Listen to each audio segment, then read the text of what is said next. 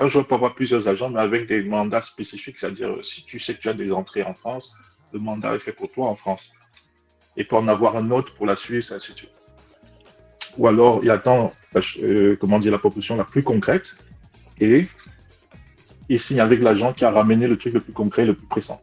Il y a des joueurs comme ça et je vais dire, parce que moi je suis très, comment dire, je suis très centré sur les valeurs humaines et la spiritualité.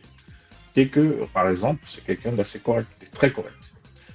Et il faudra remarquer que les joueurs corrects, ils évoluent longtemps. Ils sont constants dans leur parcours. Par contre, ceux qui sont un peu, qui jouent les malins, qui sont pas stables dans leur tête, qui sont pas structurés, je dirais, ils ont de gros trous ou alors ils ne mettent pas long feu. Il n'y a qu'à vérifier. Dès que c'est quelqu'un de très correct. Tu l'appelles, tu dis j'ai tel truc, tu dis non, j'ai te dit la vérité. Par contre, d'autres, te disent oui, vas-y. Et après, ils prennent plus le téléphone. Je peux en citer à l'appel. Le fait que tu cites un peu des champions de seconde zone, Malte, Israël, Ukraine et tout ça, pourquoi en fait, c'est le sentiment qu'on a, c'est-à-dire que la plupart des joueurs aujourd'hui ne visent, notamment le football camerounais, ne visent pas trop le top 5 européen. C'est beaucoup plus des champions de seconde zone. Est-ce que c'est dû au niveau ou c'est parce que voilà, c'est assez compliqué de rentrer dans les grands marchés? L'essentiel, c'est de donner une opportunité aux enfants parce que le championnat camerounais représente quoi? On aime notre pays, mais le championnat camerounais sur l'échiquier, je ne parle pas en termes de jeu, déjà, je parle en termes de revenus. Les joueurs ont combien? Pour que tu ne l'envoies pas à Malte, où il aura au moins, je sais pas, 1 000, 2 000 euros. Au moins, il se dit, bon, je peux avoir une autre vie. Même si je joue plus, je vais à l'école, je fais une formation. Est-ce que tu as un exemple, par exemple, d'un transfert qui a mal tourné, qui a capoté à la dernière minute, donc tu étais sûr que voilà, tu étais sûr d'être coupé? Ouh, c'est tous les jours, ça. Tous les jours. Et pour tout le monde dans le monde entier du football. Tant que tu n'as pas eu la signature, même si tu as vu la dernière fois, Biat te disait qu'il était déjà à l'hôtel en Espagne.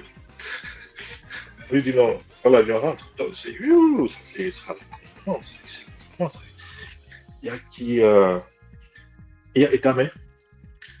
Etamé, c'était même allé jusqu'à la signature.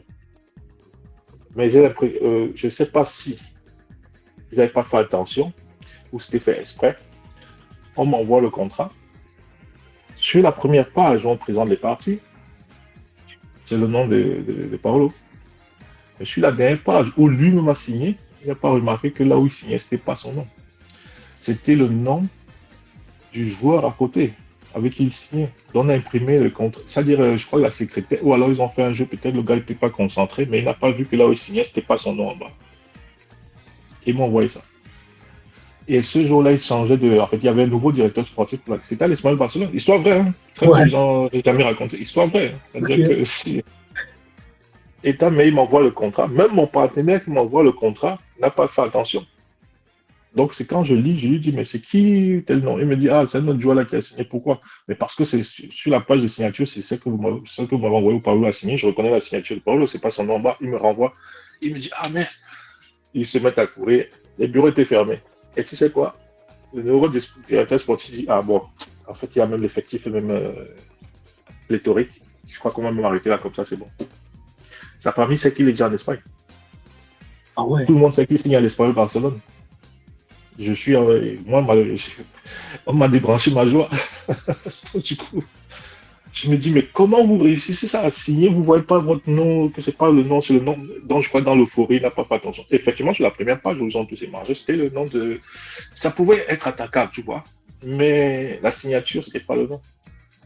Donc, il fallait juste changer le nom. Je ne sais pas ce qui s'est passé là-bas, mais l'Espagnol l'a plus pris pour ça. Ça, c'est la pire histoire. Comment j'ai couru entre mon bureau à l'époque, à l'immeuble, je dis, voilà, la maison commence, j'étais dans tous mes états. Et la famille qui attend le pro, j'ai dit à mon partenaire, vous avez merdé, il faut corriger ça. Ce mec ne revient pas ici. Trouve un autre club. 3 semaines après, il a pu retrouver un club dans les environs de 3e division qui a accepté de le prendre. Et quand on est agent, on ne doit pas avoir ce regard. On doit avoir un regard froid et objectif. Donc, généralement, même si je trouve un joueur bon, je prends l'avis de certaines personnes. Et effectivement, oui, j'ai des jeunes là-bas, il y a Yaoundé, même pas seulement, qui sont dans le milieu Et puis, j'ai, par exemple, mon ancien entraîneur. On va prendre un cas pratique. Voilà, tu as signé un joueur, il arrive. Après, le coach, pour des raisons qu'on ne connaît pas, par exemple, le met au placard pendant 6 mois, 1 an. Il a un contrat qui court. Et là, il veut une porte de sortie. C'est-à-dire qu'il veut un autre club pour jouer, pour avoir du temps de jeu. Comment tu gères de base? Tu n'avais pas prévu que voilà. Ou bien c'est un truc que tu te dis, c'est des éventualités qui peuvent arriver et tu te mets en amont de ça. Il faut prévoir tout à l'avance. Parce que, en fait, ça dépend des méthodes de chaque agent. Il y a des agents qui prennent le joueur, ils font la transaction et puis ils s'en foutent.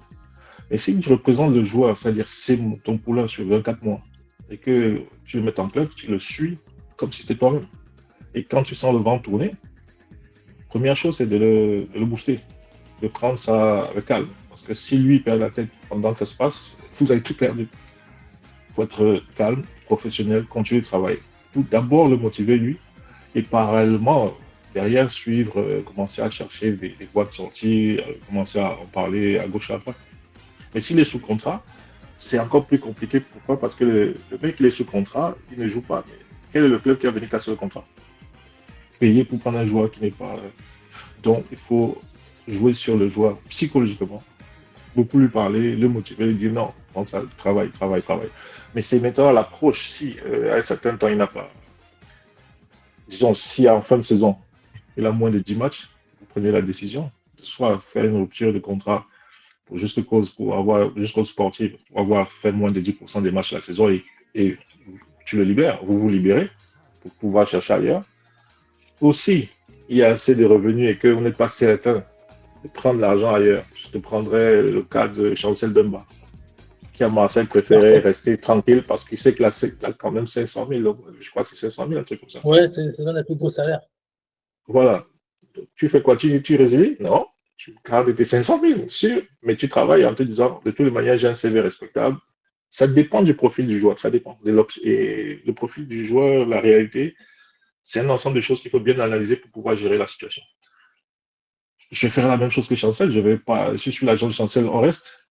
Même si on ne joue pas, il n'y a pas de problème. Donc, il faut valider tous ces salaires-là parce qu'ailleurs, personne n'est sûr de les payer.